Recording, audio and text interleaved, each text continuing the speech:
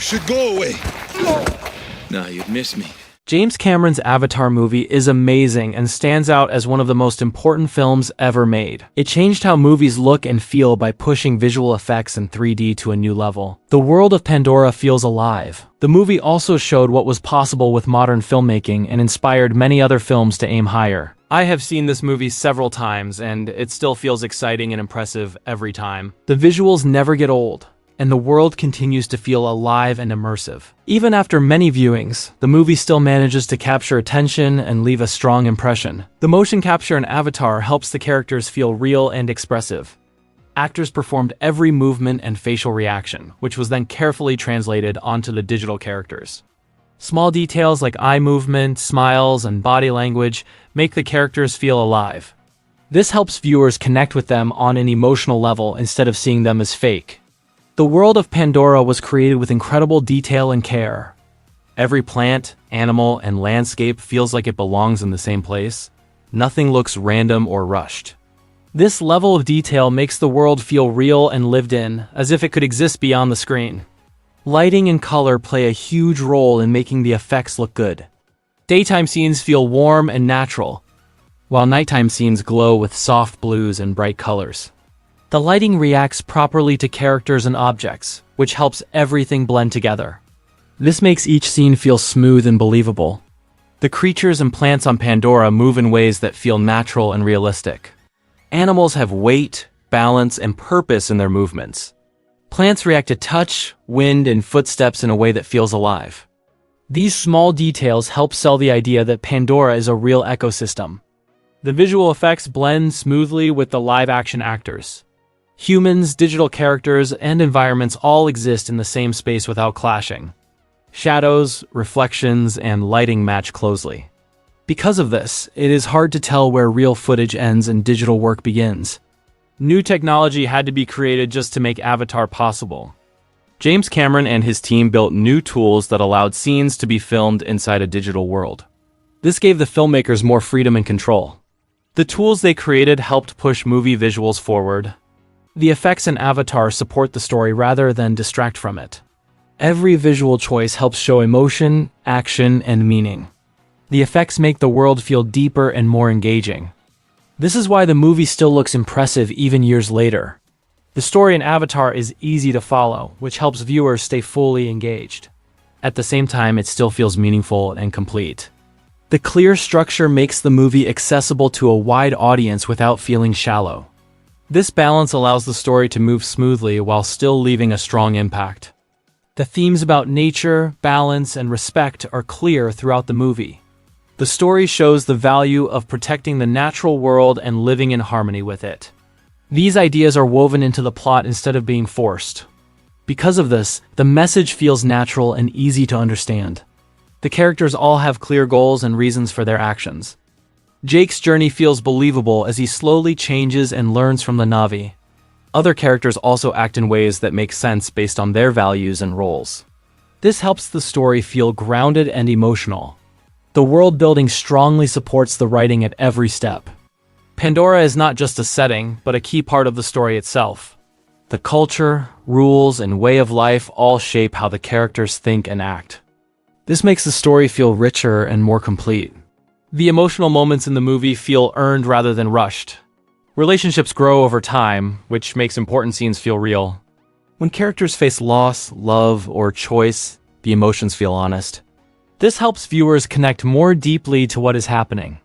The conflict in Avatar feels personal as well as large in scale. It is not only about a battle between groups, but also about inner struggle and choice. Jake's conflict between two worlds adds depth to the larger fight. This makes the stakes feel stronger and more engaging.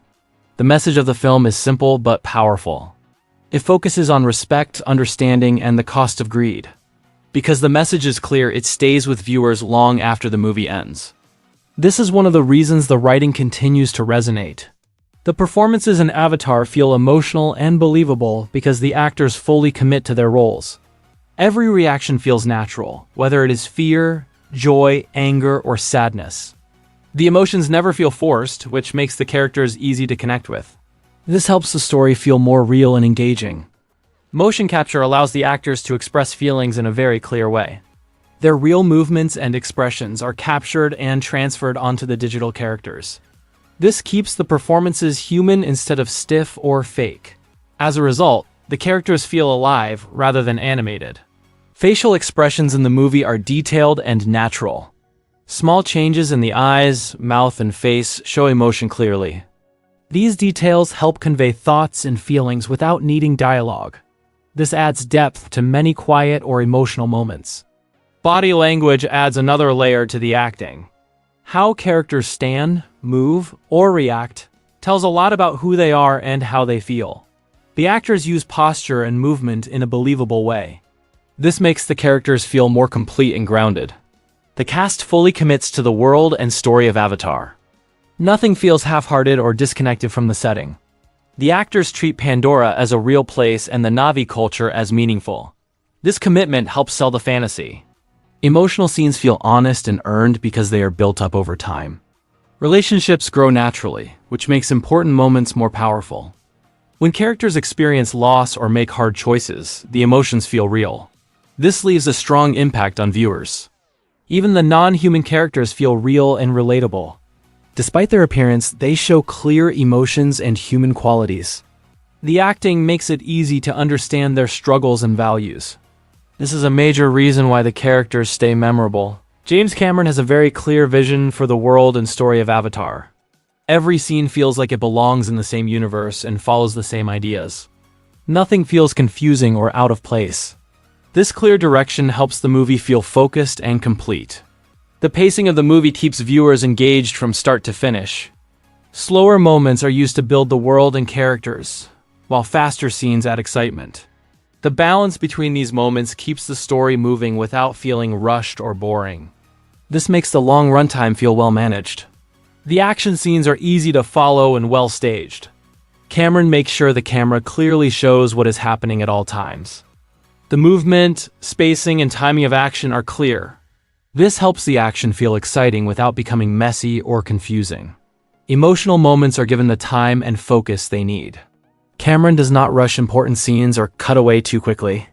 He allows characters to react and emotions to settle. This makes emotional beats feel stronger and more meaningful. The visuals are always used to support the story rather than distract from it. Every shot has a purpose, whether it is showing scale, emotion, or detail. The visuals help explain the world and deepen the story. This keeps the movie visually impressive while still story-driven. James Cameron pushes new ideas and technology through his directing. He is willing to take risks to achieve his vision. These risks help move filmmaking forward and raise standards. This creativity is a big reason why Avatar feels special. Every part of the film feels carefully planned and controlled. From small character moments to large battles, nothing feels random. The attention to detail from Cameron is clear in every scene. This level of care helps the movie feel polished and complete. The score in Avatar matches the emotion of each scene very well. During intense moments, the music rises to increase tension and excitement. In softer scenes, the music becomes gentle and emotional. This helps guide how the audience feels without being distracting. The themes in the movie are memorable and easy to recognize. Certain melodies are linked to characters, places, or ideas. When these themes return, they help remind viewers of past moments and emotions. This makes the music feel connected to the story. The music helps bring the world of Pandora to life. It uses sounds and rhythms that feel natural and otherworldly. These choices make the world feel unique and alive. The music becomes part of the setting rather than just background noise. Action scenes feel larger and more intense because of the music. Strong rhythms and powerful sounds add energy to battles and chases. The music makes these moments feel exciting and important. Without it, the scenes would not feel as impactful. Quiet moments feel calm and emotional because the music knows when to hold back. Soft tones and simple melodies allow emotions to breathe. This helps intimate scenes feel personal and sincere. The music supports these moments without taking attention away. The music blends smoothly with the visuals on screen. It matches the movement, pace, and mood of each shot. This creates a smooth and immersive experience. The sound and visuals work together as one. The score supports the story without overpowering it. It never feels too loud or distracting. The music enhances what is happening instead of stealing focus. This balance helps the story stay clear and strong. Avatar is far better than Sword Art Online in every way that matters. Avatar tells a clear and engaging story with strong themes, memorable characters, and a world that feels alive. In contrast, Sword Art Online feels like a boring dumpster fire with weak writing, a messy and unfocused plot, and characters that lack depth or growth. The story jumps around without purpose, relying on tired ideas instead of meaningful development. While Avatar draws viewers into its world and leaves a lasting impact, Sword Art Online feels lazy, dull, and forgettable, offering very little reason to care about what happens next. The writing in Sword Art Online feels weak and poorly planned from the start. Ideas are introduced without proper setup and then dropped just as quickly. Scenes often exist just to move the plot along rather than tell a meaningful story. It feels sloppy and careless, as if very little thought went into how the story should actually work. The plot quickly becomes messy and unfocused after the early episodes. Instead of building on its strongest ideas, the story jumps to new arcs that feel disconnected and pointless. There is no clear direction, which makes it hard to stay invested. What starts as an interesting concept turns into a confused pile of half-baked storylines. Most of the characters lack depth and real growth. They barely change, learn, or struggle in meaningful ways. Many exist only to praise Kirito or disappear once their role is done. This makes the cast feel flat, boring, and easy to forget. Kirito being overpowered ruins almost all tension. He wins nearly every fight with little effort, which removes any sense of danger. When the main character cannot lose, nothing feels important. This turns dramatic moments into dull chores instead of exciting scenes. Side characters are treated poorly and feel completely wasted. They are introduced with potential, then ignored or pushed aside. Many have no impact on the story at all. This makes the world feel empty and poorly thought out. Emotional moments often feel rushed and forced. The story expects viewers to care without earning that emotion.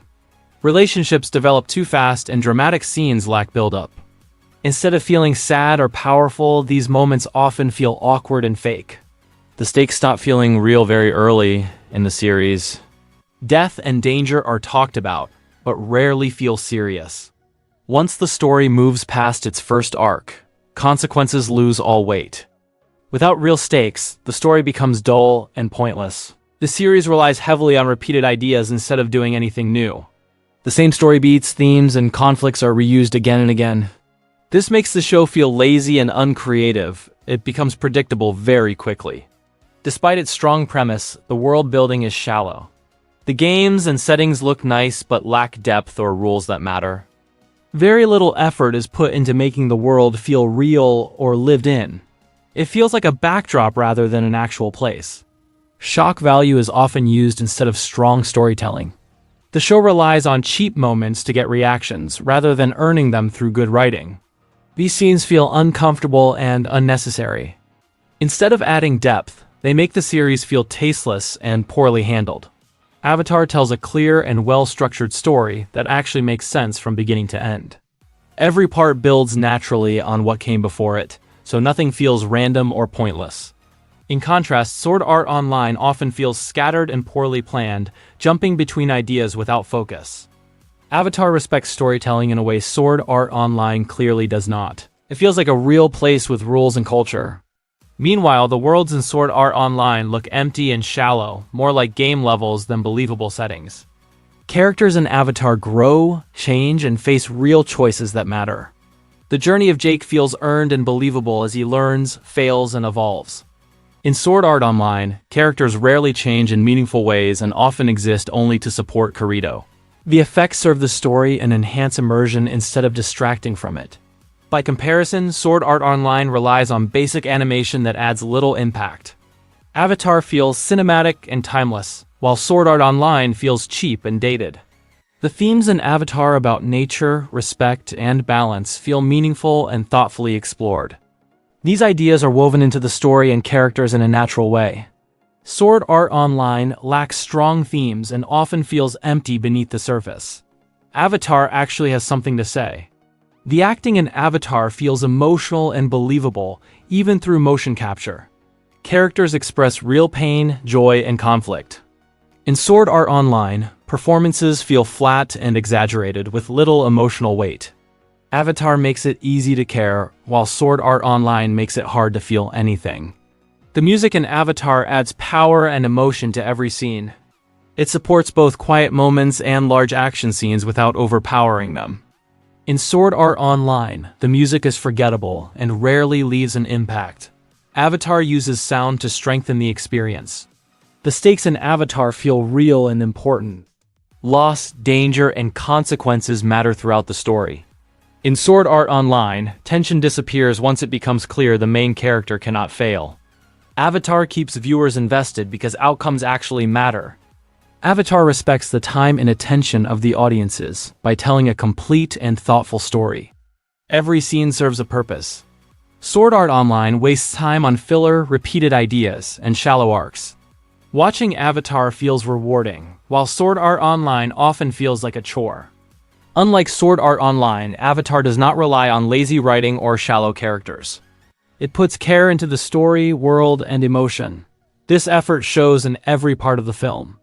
Avatar aims high and succeeds, while Sword Art Online settles for less and shows it. Avatar is only the beginning of the franchise. The sequels expand the world of Pandora in much bigger ways, with new locations, new cultures, and deeper stories. Each new film raises the scale, improves the visuals, and pushes the technology even further, proving that Avatar was just the first step in something much larger and more ambitious.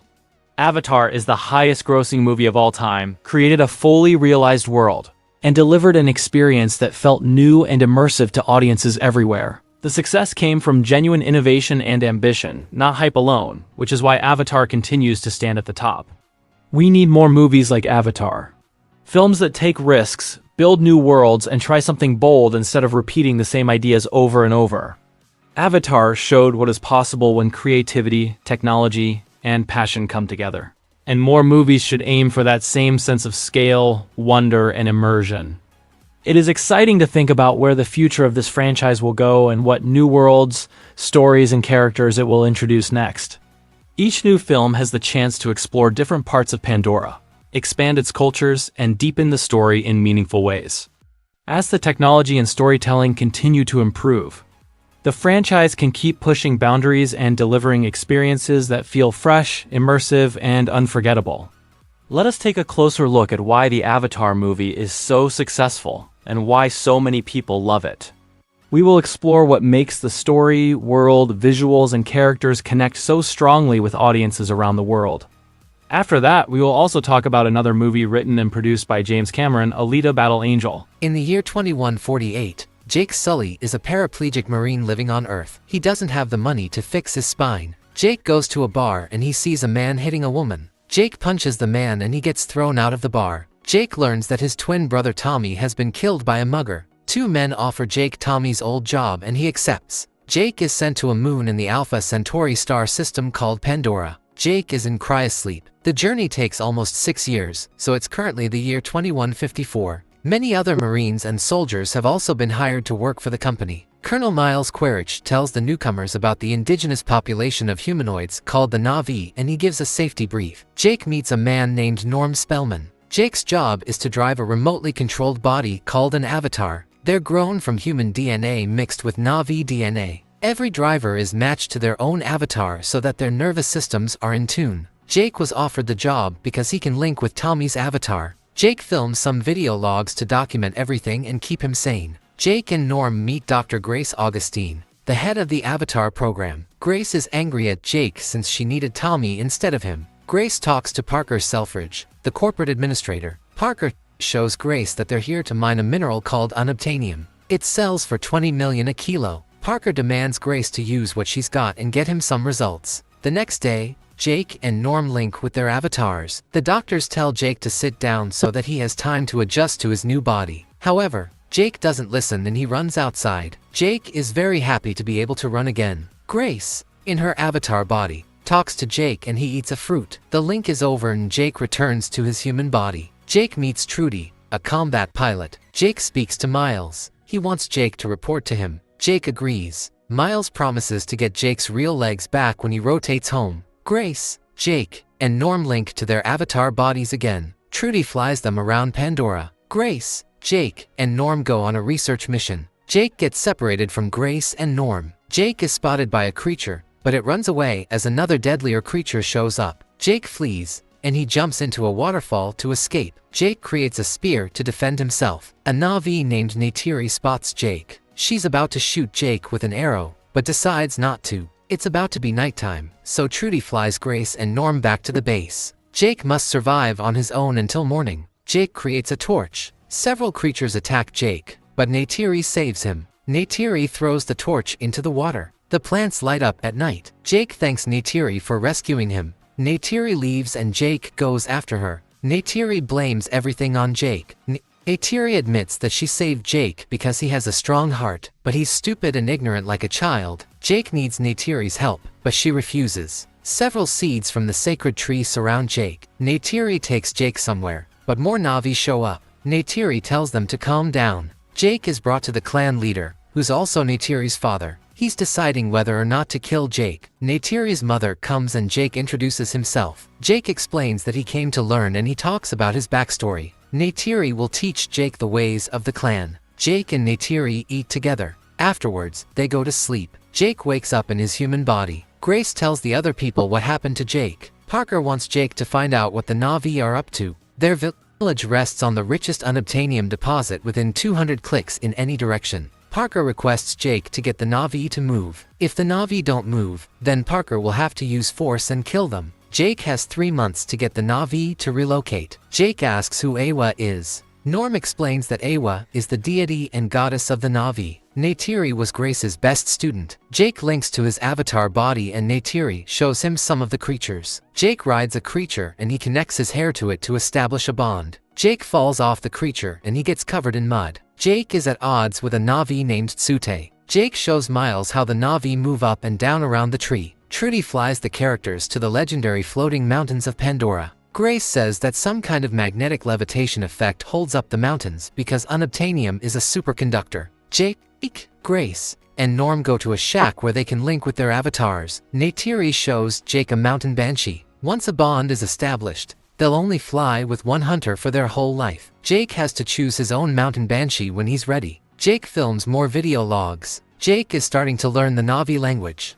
Neytiri teaches Jake how to do a lot of new things. Jake talked the Na'vi into letting Grace enter the village. Jake is trying to understand the deep connection that the Na'vi have with the forest. Jake is losing a lot of weight from linking with his avatar for too long. Grace forces Jake to eat something so that he can take care of his human body. Grace suggests Jake to take some downtime. Jake asks Grace what happened to her school. Grace responds that Neytiri's sister and some other Na'vi set a bulldozer on fire. The troopers pursued them to the school and killed them right in front of Neytiri. The Na'vi never came back to the school. Grace is still sad about what happened since she taught for 10 years and the Na'vi considered her to be a mother. Jake gets a clean kill on a creature and Neytiri thinks that he's ready. Jake and some other Na'vi climb the floating mountains. Jake scales a ledge and he sees a group of mountain banshees. Jake chooses one of them and he tames it. Jake connects his hair and establishes a bond. Jake successfully rides the mountain banshee. Neytiri joins Jake. Grace tells Jake that the Tree of Souls is the most sacred place for the Na'vi. There's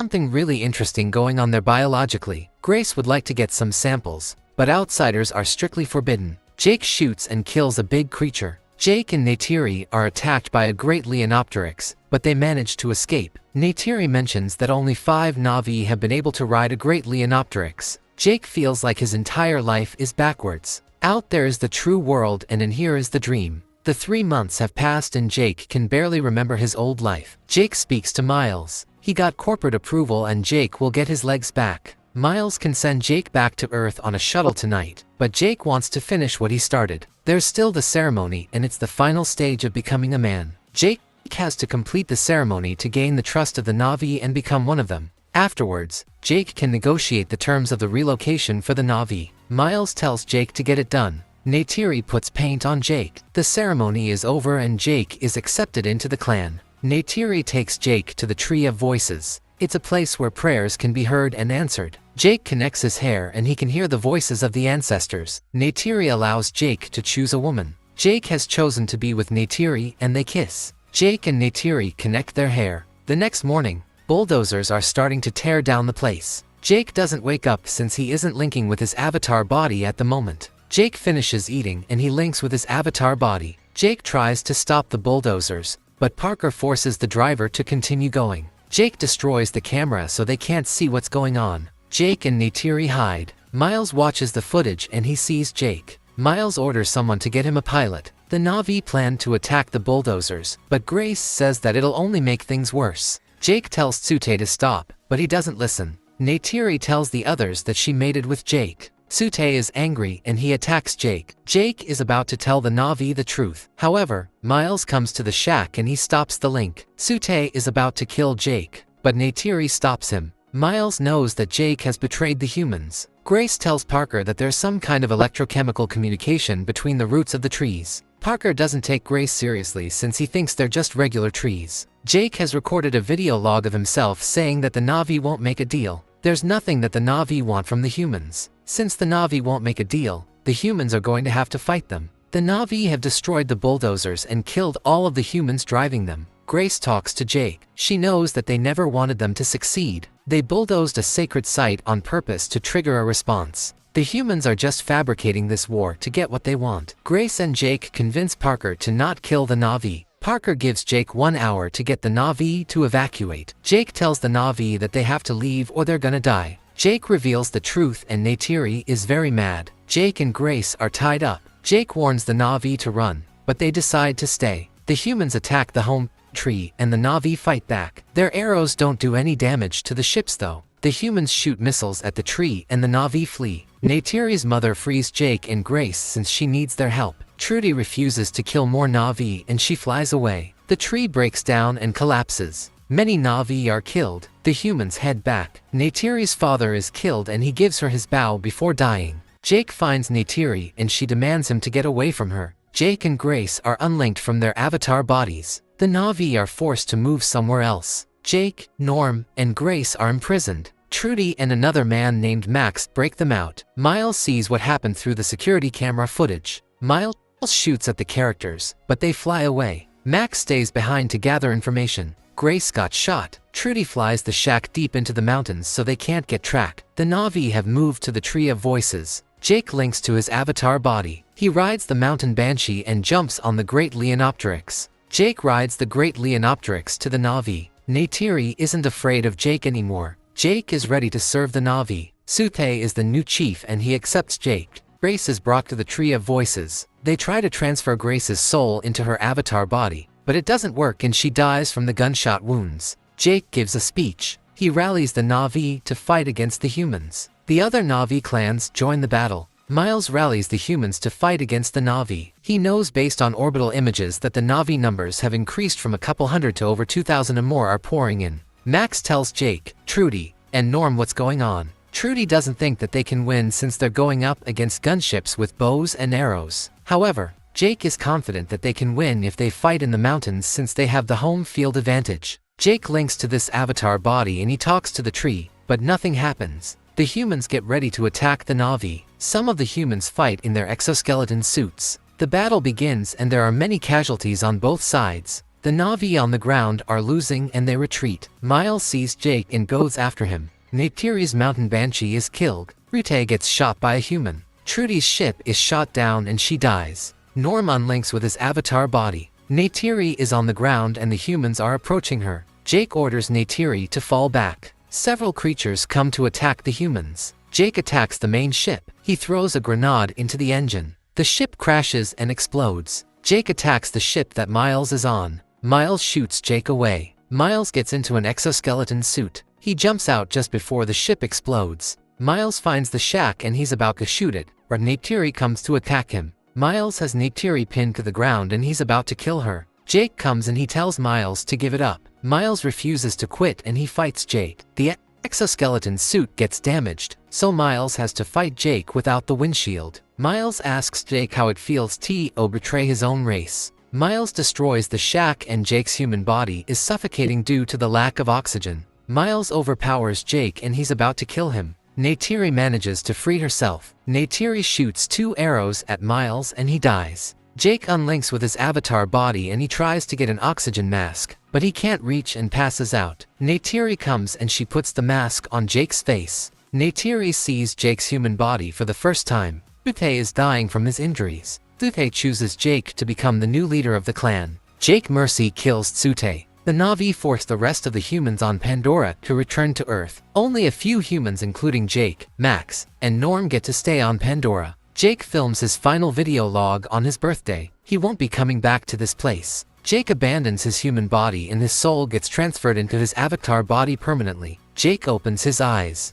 Thanks for watching and subscribe for more. Avatar is the highest grossing movie ever made, and the sequel Avatar: The Way of Water is currently the 4th highest grossing movie ever made. In this video, I'll explain why the Avatar movies are so successful. Mass appeal. Pretty much anyone of any age and background can enjoy the Avatar movies. The themes in the Avatar movies resonate with a lot of people. Families can go and watch the Avatar movies together, and they can all have a good time. The Avatar movies aren't catered towards a specific demographic. They're 4-quadrant movies, which means that they appeal to both males and females who are over and under the age of 25. Avatar and Avatar: The Way of Water are science fiction movies, but there's something for everyone. Avatar is constantly criticized for having a simple and straightforward plot, but that actually works to its benefit. The story is easy to follow, so the viewers won't get confused or disoriented. They can understand what's going on without needing to ask any questions. This is especially helpful in the foreign markets, where some things might not always translate very well. It's not a coincidence that Avatar and Avatar: The Way of Water are some of the highest grossing movies when it comes to the international box office. Sense of escapism. The Great Recession occurred from late 2007 to 2009. Millions of people lost their jobs, houses, and savings. People needed an escape from all that turmoil, and Avatar was able to provide that escapism for many people. People want to get lost in Pandora and feel like they're actually transported to somewhere else. It's a similar case to how people went to watch movies for escapism during the Great Depression in the 1930s. There's even a condition called post-Avatar depression syndrome. People got very attached to the movie, and they're sad that Pandora isn't a real place. Avatar: The Way of Water was also able to provide escapism for people. It came out just as people are starting to finally somewhat recover from the worldwide pandemic. They needed to get out of the house and do something after being locked up for so long. Lack of competition. The first Avatar movie was released in December 2009. There wasn't much competition, so if people wanted to go watch a movie in theaters, then Avatar was their best option. Additionally, movie studios don't typically release big movies in January. It's a dumping ground for their weakest movies. The next big movie, Alice in Wonderland, didn't come out until March 2010. Avatar topped the US box office 7 weekends in a row, and it was also the highest grossing domestic movie of the 2010 calendar year. Avatar only dropped 1.8% during its second weekend in the domestic markets. The holiday season is a good time to release a big movie, because a lot of people are off from school or work, so they have time to go to the cinemas. Other blockbuster movies released during the holiday season, such as Star Wars: The Force Awakens, Spider-Man: No Way Home, and Aquaman, have also made a ton of money. A similar thing happened with Avatar: The Way of Water. There was also not much competition when it was released in December 2022, so the movie was able to make a ton of money, especially during January 2023. The next big movie, Ant-Man and the Wasp: Quantumania, didn't come out until late February 2023. Avatar: The Way of Water is the first movie since Avatar to top the US box office 7 weekends in a row. Must watch in cinemas. The Avatar movies are event movies. Watching the movies on your laptop or smartphone doesn't come close to watching them in theaters. The Avatar movies are groundbreaking when it comes to the visual effects. You have to watch these movies in cinemas to get the full experience. James Cameron even talked about this during an interview with the New York Times. Here's what he said: "Young film fans never had the opportunity to see it in a movie theater. Even though they think they may have seen the film, they really haven't seen it, and I was pleasantly surprised, not only at how well it holds up, but how gorgeous it is in its remastered state. The fear of missing out aspect definitely applies here. Movies don't stay in theaters forever, so people want to watch the Avatar movies in theaters while they still have the chance. Furthermore, people tend to multitask when they're watching a movie at home." James Cameron talked about this during an interview with NPR. Here's what he said: "I think when you start looking at something on a phone, you're sort of missing the point. Going to a movie theater is less about the size of the screen and the perfection of the sound system. It's more about a decision to not multitask. I think that's the critical part that people are missing. You're making a deal between yourself and a piece of art to give it your full attention, and you don't when you're at home. People don't cry as much when they watch a movie movie at home as they will in a movie theater. You don't have the depth of emotion. Standalone experience. Each Avatar movie is designed to be a standalone experience that focuses on their own individual stories. It doesn't feel like you're missing out on anything if you didn't watch the prior movies. Someone who hasn't even seen the first Avatar movie can still really enjoy Avatar: The Way of Water. There's a much lower barrier to entry for the Avatar franchise. You don't have to watch a bunch of other movies or shows beforehand. That's not the case when it comes to other big movie franchises, like Marvel, Star Wars, Harry Potter, or Fast and Furious. For example, I love watching Avengers: Infinity War, but that's because I've seen all the previous Marvel Cinematic Universe movies multiple times, so I'm fully invested in all the characters and their storylines. Avengers: Infinity War isn't going to have the same emotional impact on someone who's never seen a previous Marvel Cinematic Universe movie. Having a big shared cinematic universe can be good if people keep up with everything and stay up to date, but if they don't, then they're going to feel lost. Word of mouth. If you've ever taken a marketing class, then you would know that word of mouth is one of the best marketing strategies. People are much more likely to go see a movie if their friends and or family members personally recommend it to them. Avatar didn't have a big opening weekend gross, but it still made a great deal of money in the end because people kept telling other people to go and watch it. People who watched Avatar in theaters couldn't stop talking about it, and they wanted other people to share that unique experience as well. Premium formats. A lot of people watch the Avatar movies in premium formats, such as IMAX, Dolby, and or 3D. Tickets for those showings cost significantly more money than watching a movie normally. Furthermore, plenty of people who watched Avatar and Avatar: The Way of Water didn't just see them one time. There's countless repeat viewings, which further increases the success, especially if they watch it in the aforementioned premium formats every time. Hype and curiosity. The previous highest grossing movie before Avatar came out was Titanic, also directed by James Cameron. People were eager to see what James would do next. He has a great track record, so there was a lot of hype for his next project. Would it be able to come anywhere close to Titanic? This curiosity is good for the movie. James Cameron talked about this before Avatar came out. Here's what he said: "I think if everybody was embracing the film before the fact, the film could never live up to that expectation. Have them go with a sense of wanting to find the answer." The same can be said for Avatar: The Way of Water. It's the sequel to literally the highest grossing movie ever made, so there was much anticipation for it. Would it be as good as the first Avatar movie? Or was that a one-hit wonder? Most people knew that the CGI would be a lot better, but just how good would it be? Re-releases. Avengers Endgame surpassed Avatar for the title of the highest grossing movie ever made in July 2019. However, a Chinese re-release of Avatar in March 2021 was able to push Avatar back to the top. Avatar had another re-release in September 2022, and the movie earned an additional $76 million at the box office. Unexpected. Avatar is an original IP. It's not based on a pre-existing book, comic, TV show, and or video game, but this also means that people won't know what to expect, and they have to go watch the movies to see what'll happen. Additionally, people can get angry and complain about something not being adapted very well for the big screen, because the Avatar movies aren't adapted from anything. There won't be any backlash, like what happened with Aragon or The Dark Tower. They're good movies. Popularity doesn't always equal quality. Michael Bay's Transformers movies and the Sword Art Online anime series prove that, but the Avatar franchise is one of those cases where it's popular and good. Of course, not everyone in the world likes them, but plenty of people do, so that's why they go and watch them over and over again. The Avatar movies have been nominated for many awards, and they've won several of them as well, so it goes to show that many people in the film industry consider them to be great movies. And those are some reasons why the Avatar movies are so successful. Do you have any reasons of your own? If so, let me know in the comments below. Currently, the first Avatar movie has made $2.923 billion, and Avatar: The Way of Water has made $2.177 billion.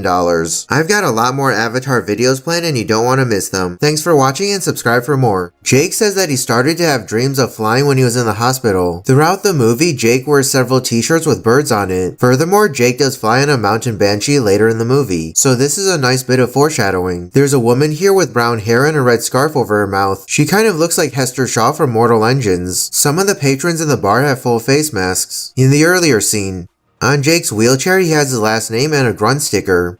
Sam Worthington plays Tommy in the close-up shot. The locker says T Soli instead of J Soli. This means that Jake is using Tommy's locker. The other names on the lockers are crew members who worked on the movie. M. Spicer is a reference to Melissa Spicer. Lead props. C. Reed is a reference to Campbell Reed, graphic artist. Pandora is a moon of the gas giant Polyphemus. We can see a large storm in the shape of an eye on Polyphemus. This is how the name was chosen. In Greek mythology, Polyphemus is a cyclops. This is a reference to The Wizard of Oz 1939. Dorothy tells Toto, "I've got a feeling we're not in Kansas anymore." There's even a Funny or Die sketch based on this line as well. We can see that Miles' gun is backwards in the holster. This is known as a cavalry draw. The background forms the shape of the American flag. There's exactly 13 stripes, which represents the 50 stars on the American flag. Confirms that this movie takes place over the course of 97 days, after Jake arrives on Pandora. This is also the date of Jake's birthday. The actress playing Grace Sigourney Weaver went to Stanford University. She graduated in 1972. Trudy has a tiger painted on the side of her aircraft. Miles has a dragon painted on the side of his aircraft. It also represents yin and yang, who doesn't have a lot of experience. New cavalry troops were assigned horses with shaved tails, so the other riders would know that they don't have much experience. Are the lowest ranks for officers in the Marine Corps. But it disappears when Miles activates the amp suit. There's an arachnoid in this scene. It can produce psychoactive venom and was going to be used during the Dream Hunt ceremony, but that was cut out of the final movie. The arachnoid was supposed to sting the Na'vi. Norm picks up a copy of the Lorax book here. The Lorax and Avatar share a lot of similar themes. When it comes to greed and nature, Norm's hat says 1969 in Braille. This is the year that Apollo 11 first landed on the moon. It's the year 2563, which is 300 years after the fall. A scientist named Dr. Dyson Ito walks through a scrapyard to look for spare parts. Dyson discovers a female cyborg and is surprised to find out that she's still alive. Dyson brings the cyborg back home and he attaches a new body to it. The cyborg wakes up and she examines herself in the mirror. A patient gives Dyson a bag of oranges. Dyson talks to the cyborg and she says that she's a little hungry. Dyson gives the cyborg an orange and she takes a bite of it without peeling. Dyson peels the orange. He also introduces himself and his assistant Gerhard. Dyson can't find any records of the cyborg and she can't remember anything either. Dyson takes the cyborg outside and he shows her the Sky City Zolom. Dyson mentions that they're in Iron City. Dyson names the cyborg Alida and she loves it. Alida wants to keep the name until she can remember her real name. Dyson explains that after the fall, survivors came to Iron City from all over the world. Everybody in Iron City works for Zolom. Nobody from Iron City ever goes up to Zolom. Alida watches an advertisement for Motorball, but Dyson tells her to not waste her time with it. Alida eats a burrito and she also gives some of it to a dog. A giant robot nearly crushes Alida, but a boy saves her. Alida also saves the dog. The boy admires Alida's hand and he hopes to see her around. Dyson comes and he says that the boy is named Hugo. A woman is murdered. Alida gets out of bed at night. She sees Dyson coming home. The next day, Alida helps Dyson and Gerhard care for a patient. Alida then goes outside. She encounters Chiron, Dyson's ex-wife. Chiron speaks to Dyson. He mentions that Alida is his new assistant. Chiron saw how Alida was using their daughter's old body. Chiron wants Dyson's help, but he refuses. Alida meets up with Hugo and he allows her to join in on a game of Motorball. Alida isn't very good at first, but she eventually gets the hang of it and scores a goal. Hugo commands Alida and he gives her a ride home. Hugo buys Alida some chocolate and she eats it. Alida really enjoys it. Hugo and Alida notice a bounty hunter named Sapan. He has a sword and Hugo explains that all guns are outlawed in Iron City, punishable by death. Alida goes home late and Dyson gives her a plate of food to eat for dinner. Alida sees that Dyson's arm is bandaged and she asks what happened to it. Hugo tells Alida that it's a harsh world and the strong prey upon the weak down here. Hugo takes Alida to his secret place which has the best view. He mentions that his dream is to go to Zolom. Alida doesn't think that anyone can go to Zolom, but Hugo states that he knows the right people. Hugo mentions that since Dyson found Alida in the scrapyard, it means that she's from Zolom since all the stuff is dumped from there. Alida wishes that she could tell Hugo about Zolom, but she still can't remember anything. During the night, Alida sees Dyson going out and she follows him. Dyson takes out a rocket hammer weapon. He's about to attack a woman, but Alida stops him. A gang of cyborgs ambush Alida and Dyson. Alida defeats one of the cyborgs. Another cyborg attacks Alida, but she defeats her too. Alida fights the final cyborg named Grushka. Alida has the upper hand, so Grushka retreats. When Alida was fighting Grushka, she remembered being in a huge battle on the moon. Dyson explains that he's employed by the factory and is a hunter warrior. Dyson collects the bounty for one of the cyborgs that Alida killed. Alida demands to know more information. Dyson shows Alida his daughter. He originally built the body for her and her name was Alida. She was murdered by a patient. Sharon couldn't deal with Alida's death, so that's why she and Dyson separated. Dyson decided to become a hunter warrior since he needed to kill cyborgs, but it didn't bring him any peace. Dyson shows Alida that her brain is functioning normally and her heart is powered by an antimatter microreactor. Alida's heart is strong enough to power all of Iron City for years. It's lost technology. Nobody has made it since before the fall, so this means that Alida is at least 300 years old. Chiron works for a man named Vector. Grushka requests help from Chiron. She shows Vector that Grushka has a chip inside of him and someone else is controlling him. Nova takes over Grushka's body. He knows that Alida used a fighting technique called Panzerkunst. Nova orders Chiron to rebuild Grushka and he wants Alida to be brought to him dead. Nova also takes over Vector's body. He offers to send Chiron to Zolom after she does what he asks.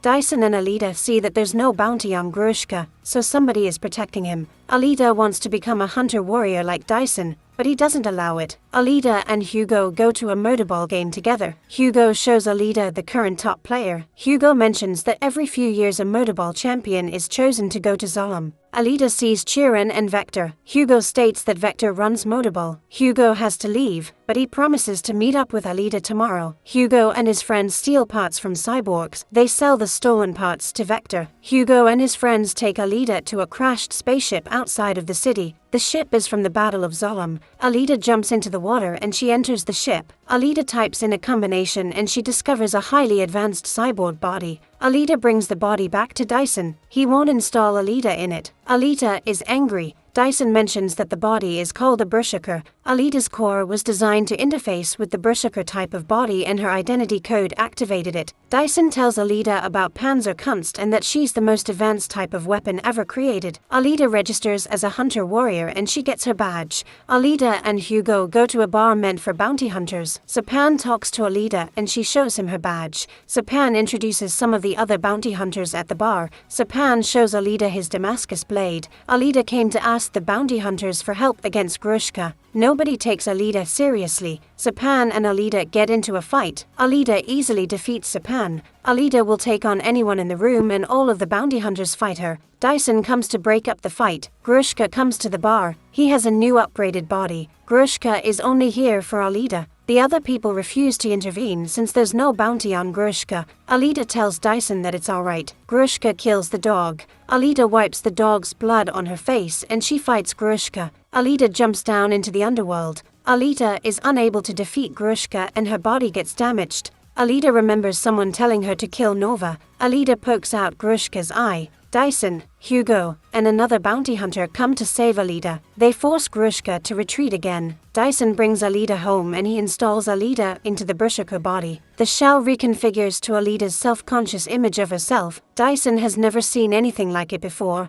Alida likes the new body. Alida meets Hugo and he's happy to see her. Hugo touches Alida's body and she can feel everything. Hugo and Alida kiss each other. Hugo thinks that Alida is the most human person that he's ever met. Nova takes over Vector's body and he talks to Grushka. Nova needs Grushka to destroy Alida and bring him her heart. Vector promises to send Hugo to Zolom if he can get him 1 million credits. Vector prefers to stay in Iron City. Vector asks Hugo about Alida and he tells him what he knows. Alida visits Hugo the next day. Hugo isn't so sure that he wants to go to Zolom anymore. Hugo needs 90,000 more credits to go to Zolom. Alida will get the money for Hugo and she even offers him her heart. Hugo refuses to take it. Alida plans to enter the Murderball tryout to earn enough money for her and Hugo to go to Zolom. Dyson made rollerblades for Alida and he has her wear a bunch of pads. Vector will pay 500,000 credits to whichever player kills Alida. Hugo decides to quit stealing parts from cyborgs. Hugo's friend is angry and they get into a big argument. Sapan comes and he frames Hugo for a cyborg's murder. Sapan also kills Hugo's friend. Hugo is able to escape. The Murderball tryout is about to begin.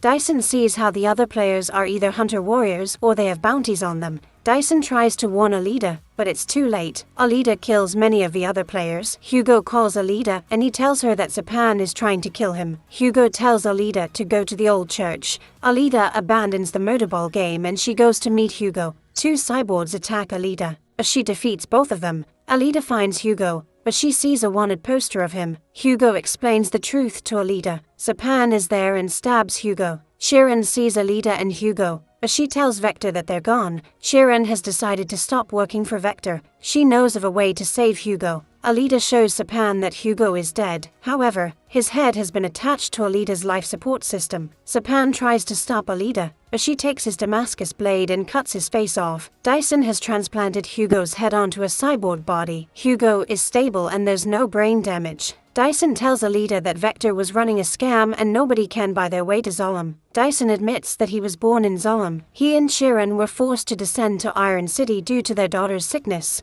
Nova was the one who exiled them. Sharon informs Vector that she allowed Alida to live. Sharon can't do this anymore and she wants out. Vector offers to send Sharon to Zolom right now, but she doesn't intend to go anymore. Alida defeats several Centurion robots and she confronts Vector. He shows Alida that he harvested Sharon's organs. Grushka comes to fight Alida. She remembers fighting in a war. Another cyborg tells Alida to finish the mission and destroy Zolom. Alida slices Grushka in half. Nova takes over Vector's body and he talks to Alida. Nova states that he's in Zolom and he tells Alida that she exceeded his expectations. Nova threatens Dyson and Hugo. Alida kills Vector. Hugo is trying to climb a cargo tube to Zolom. Alida comes to stop Hugo since it's too dangerous. Alida wants Hugo to come with her. Nova is watching and he drops a serrated defense ring. Hugo's body is destroyed. Alida catches Hugo's at the last moment. However, she's unable to pull him back up. Hugo thanks Alida for saving him.